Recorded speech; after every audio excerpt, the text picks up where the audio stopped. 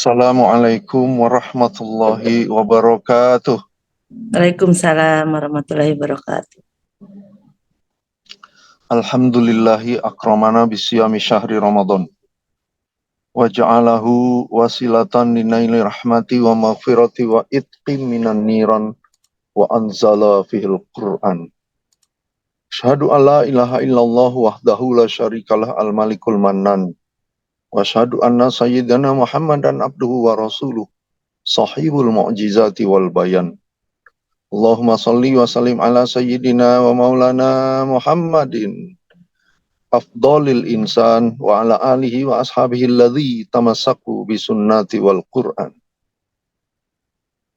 Allahumma inna nas'aluka taubata wa istiqamata ala syariatil ghara wa tariqatil bayda birahmatika ya arhamar rahimin. Allahumma anta maksudana wa ridhaka utlubana i'tina mahabbataka wa ma'rifataka wa i'tina ma'aka abada.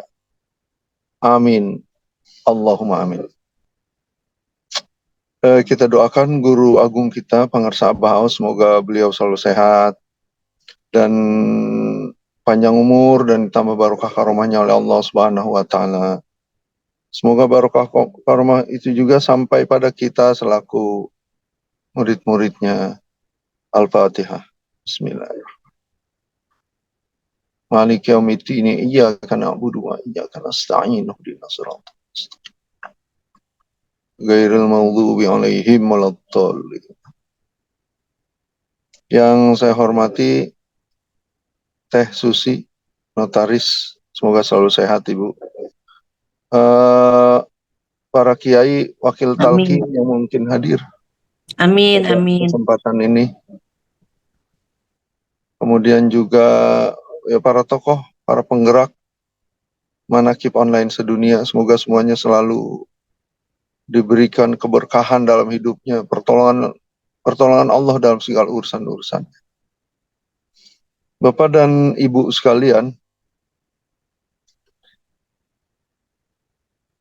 bulan Ramadan itu adalah bulan di mana kita diwajibkan berpuasa. Berdasarkan dalil, ya ayyuhalladzina amanu kutiba alaikumusiyam kama kutiba alal ladzina min qablikum la'allakum tattaqun. Di dalam ayat tersebut Al-Baqarah 183 Allah menggunakan kalimat kutiba bukan wujiba. Kutiba itu berasal dari kalimat kataba, artinya telah menulis. Fi'il madi, telah menulis. Kataba yaktubu katban fahuwa katibun maktubun uktub. Kalimat kataba kemudian dimajhulkan menjadi kutiba, telah ditulis. Biasanya segala sesuatu yang ditulis itu berarti sesuatu yang penting. Kalau kita datang ke Pangarsa Abah, mendengarkan dawuh-dawuh beliau, tentu sesuatu yang penting akan kita tulis. Dalam momen apa saja, biasanya kita akan menulis sesuatu yang penting. Nah, dalam Al-Baqarah 183 ini, puasa menggunakan kalimat telah ditulis. Artinya apa? Puasa itu sangat penting untuk manusia. Ya. Makanya digunakan kalimat kutiba, telah ditulis. Begitu. Nah, di sisi lain dalam thariqat kita, begitupun. Karena la ilaha illallah itu sangat penting bagi semua orang Islam, maka perlu ditulis. Ditulis di mana? Di kolbu, di ruh, di ruhani kita.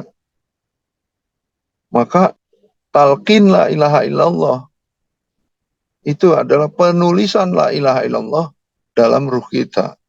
Siapa yang menulis? Pangarsa Abah atau Syekh Mursyid. Begitu. Orang yang sudah ditalqin itu di kolbunya sudah ada tulisan la ilaha illallah. Gitu. Ya. Maka talqin adalah menulis la ilaha illallah di dalam ruh orang yang ditalqin. Makanya talqin itu bukan dari lisan, bukan dari mulut ke kuping. Bukan dari lisan ke pendengaran, bukan. Tapi dari ruh ke ruh. Maka yang mentalqin itu adalah pengarsa baos, bukan wakil talqin. Gitu ya. Baik, itu satu hal. Sekarang masuk kepada lain hal. Sesungguhnya di dalam hadis Rasulullah itu ada 4 bulan yang dimuliakan, yaitu bulan Dzulqa'dah, bulan Zulhijjah, bulan Muharram, dan bulan Rajab. Itu 4 bulan yang dimuliakan menurut hadis Rasulullah SAW. Dari 12 tahun yang Allah buat, Allah itu membuat waktu, dan dari 12 bulan, dalam 1 tahun itu ada 4 bulan yang dimuliakan. Zulqa'dah, Zulhijjah, Muharram, Rajab.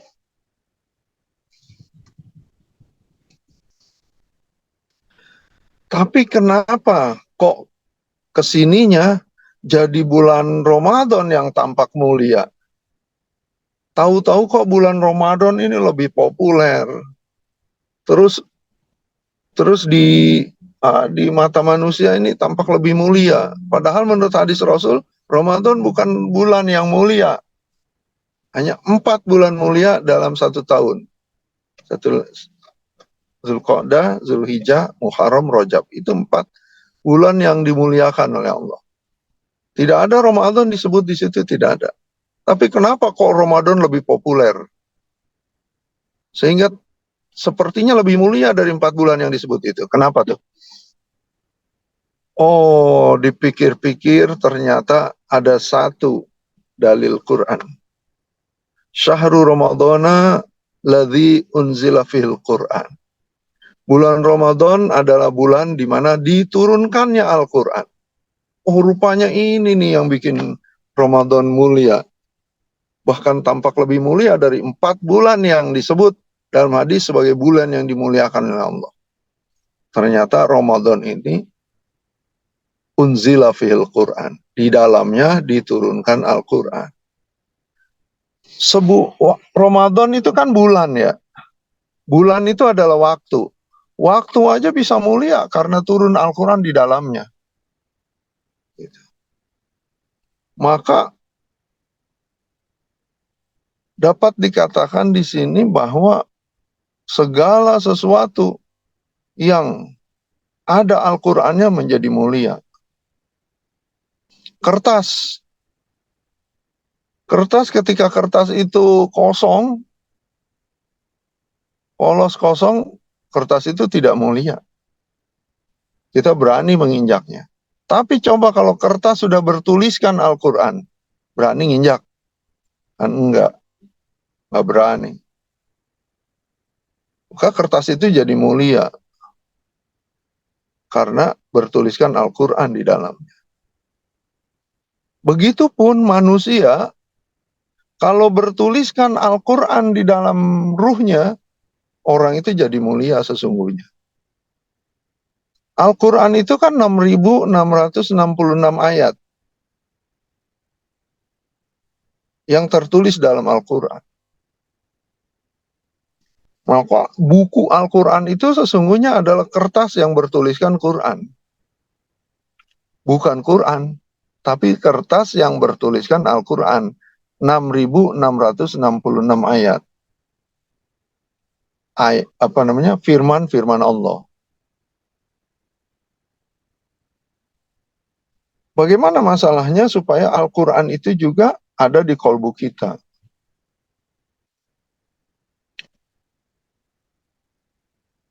Masuk ke dalam kolbu kita. Yang namanya masuk itu kan pasti harus lewat pintu.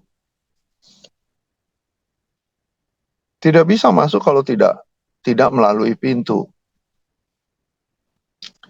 Pintu masuknya Al-Quran ke dalam diri kita namanya talqin. Pengarsa Abah Awas adalah pintu yang ke-38 untuk memberikan talqin kepada siapa saja yang mau. Pintu pertamanya siapa? Nabi Muhammad SAW. Kalau tidak ada Nabi Muhammad, apakah orang kenal Al-Quran? Kan tidak. Setelah Nabi Muhammad sebagai pintu pertama, Sayyidina Ali sebagai pintu kedua. Ana Madinatul Ilmi wa Ali babuha. Aku adalah kota ilmu, Ali pintunya. Berarti kalau mau masuk ke dalam Madinatul Ilmi, kota ilmu, lewat Sayyidina Ali sebagai pintunya. Al-Quran kalau mau masuk ke dalam kolbu kita lewat pintu. Apa pintunya? Talqin. Begitu. Jadi orang yang sudah ditalqin itu di dalamnya, di dirinya ada Al-Qurannya. Al-Quran ketika ditulis dalam kertas, maka terdiri dari 6.666 ayat. Tetapi ketika Al-Quran ditulis di kolbu, tidak perlu 6.666 ayat itu ditulis satu-satu, enggak. Tetapi diwakili hanya dengan satu kalimat. Apa itu? Takwa. Makanya Rasulullah pernah bersabda, at-taqwa hahuna, sambil menunjuk dadanya sebelah kiri. At-taqwa hahuna. Takwa itu letaknya di sini. Takwa itu letaknya di sini sambil nunjuk ke dadanya sebelah kiri. Jadi orang yang sudah ada takwanya di kolbunya, itu berarti ada Al-Qur'annya. Yang kalau ditulis di dalam kertas, maka dia akan tampak sebagai 6.666 ayat. Ketika dia masuk ke dalam kolbu, cukup diwakili dengan satu kalimat, takwa. Kalimat takwa adalah la ilaha illallah. Ketika la ilaha illallah dimasukkan ke dalam diri seorang manusia, maka berarti sudah ada 6.666 ayat diwakili dengan kalimat la ilaha illallah. Kalimat la ilaha illallah maka diamalkan oleh kita dalam bentuk dzikir jahar, dzikir jahri. Dzikir jahri, maka dan yang kedua adalah yang disebut dengan dzikir khafi atau dzikir kolbu. Dzikir kolbu yang bentuk ketukan itu begini, itu adalah intisari daripada Al-Quran. Jadi orang yang ada Al-Qurannya di dalam kolbunya, dia terwakili dengan ketukan di dalam kolbunya. Nah, di dalam Thariqat Qadiriyah Naqsabandiyah Pondok Pesantren Suryalaya, ketukan itu adalah bentuk ingat kita kepada Allah Subhanahu wa Ta'ala. Jadi intisari Al-Quran adalah yang tadi itu, ketukan yang dulu oleh Sunan Kalijaga diminta kepada Sunan Bonang. Hamba ingin belajar ilmu titik ba. Begitu kata Sunan Kalijaga kepada Sunan Bonang. Nah, ilmu titik ba itu dzikir khafi itu.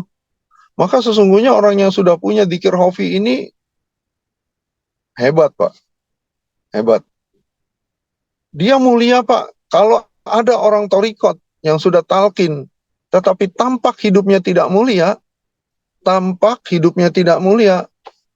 menurut saya orang ini kurang bisa memaksimalkan kemuliaan yang ada di dalam kolbunya. Jadi sesungguhnya mulia, Pak. Mulia orang yang sudah talqin itu. Kenapa? Ya karena di kolbunya sudah ada Al-Quran. Yang diwakili dengan satu kalimat takwa. Maka orang puasa itu, orang berpuasa di bulan Ramadan itu, ujungnya adalah la'allakum tattaqun. Kalimat la'alla itu artinya semoga. Dalam bahasa Arab disebut dengan litaroji, pengharapan. Semoga kamu menjadi orang yang bertakwa. Kenapa hanya semoga? Bukan pasti kamu jadi orang yang bertakwa. Kenapa? Karena puasa bukan menjadi alat yang pasti untuk mendapatkan takwa. Beda halnya dengan talqin. Orang talqin itu takwanya dimasukkan ke dalam kolbu. Maka di kolbunya sudah ada takwanya. Siapa yang di kolbunya sudah ada takwanya, maka sesungguhnya dia sudah mendapatkan hakikat takwa dalam dirinya, ya. Sehingga tinggal implementasi aja, implementasi dalam hidup sehari-hari. Kalau dalam hidup sehari-harinya belum mencerminkan seorang yang punya takwa di dalam kolbunya, ini perlu riyadhah dan mujahadah, begitu. Orang yang sudah ada takwanya dalam kolbunya, artinya sudah ada Al-Qur'annya di dalam hatinya, maka orang ini adalah orang yang mulia. Mulia. Maka tadi saya bilang, kertas saja tidak berani orang menginjaknya ketika ada Al-Qur'annya di kertas itu. Sesungguhnya begitu pula manusia. Kalau yang di kolbunya sudah ada Al-Qur'annya, siapa yang berani menginjak? Sudah ada Allahnya, malaikat juga nggak akan berani menyiksanya. Sudah ada Allahnya. Nah sekarang kita itu sudah ada Allahnya. Sudah ada takwanya dalam kolbu kita.